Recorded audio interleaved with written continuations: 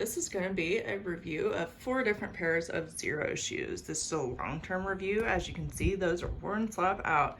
These are my absolute favorites. I wear those daily. These are my latest pair. I have been wearing these for about a month. They're pretty rockin' awesome. A little bit small, and these I've had for the longest. Just stick to the review and I will tell you more about those. These are my Xero Prios, and as you can tell, I have worn these puppies slap out. These are the 2019 version. From what I understand, there was some manufacturing issues in 2019, so within a month of getting these, I had a split right here that was about that wide.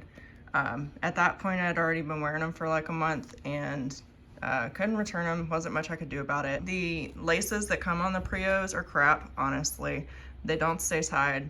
I promptly replaced them with shock cords. This is just shock cord that I've tied on the inside right here, and that has worked wonderfully for me. These are great.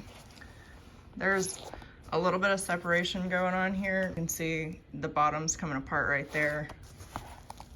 Right there. Actually, I can stick my finger all the way through the shoe.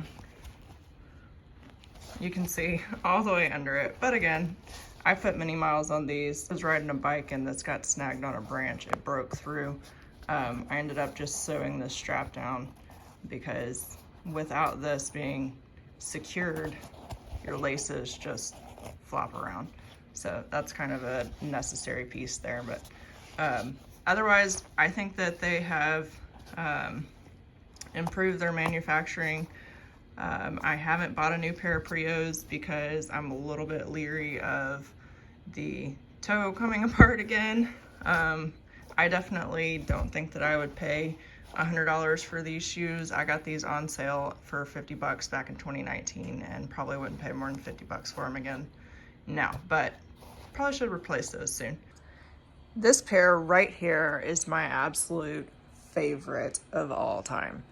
When I first got these, I was a little bit bummed out. My toe kind of comes like right to the end of these. I've had these since last September. That'd be September 2021. But I got used to them. I took the insoles out immediately because they were just a little bit too tight. And after wearing them for a couple days, they formed to my feet, and these are my absolute favorite. I cannot believe that Xero quit making these. Xero, if you're out there and listening, please, please, please bring back the Oswego for your folks that love them.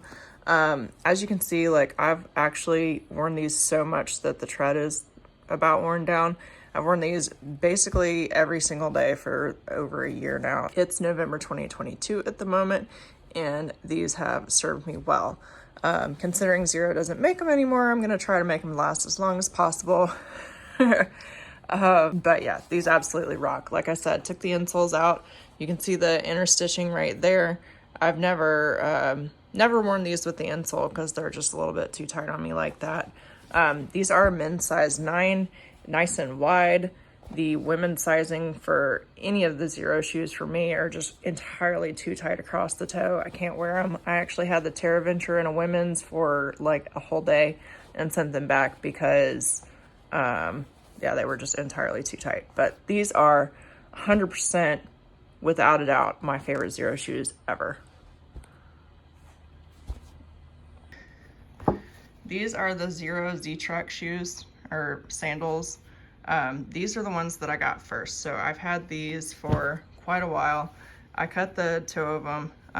I do need to mention, all of these shoes are a men's size. I've got a pretty wide foot for a women's size 10.5, and so all of these are a men's. My dog actually got to these, so they're a little bit chewed up, and that's what prompted me cutting the ends of them in the first place, because he gnawed the end off, and I thought, well, they're a little bit long for me anyway, so I went ahead and cut them. These honestly make the bottom of my feet sweat, and I feel like they stink a little bit, so I wash these pretty regularly with Lysol. They're a little bit dingy looking, but I keep these in my car as like something to change into if my shoes get wet. I've worn these in the river many times. I like these for kind of my backup pair of shoes. I don't really like walking around in these personally, although the sole is probably just as thick as these, the Oswegos, because I took the sole out of these promptly. Like, as soon as I got these, I've never actually kept the insole in these.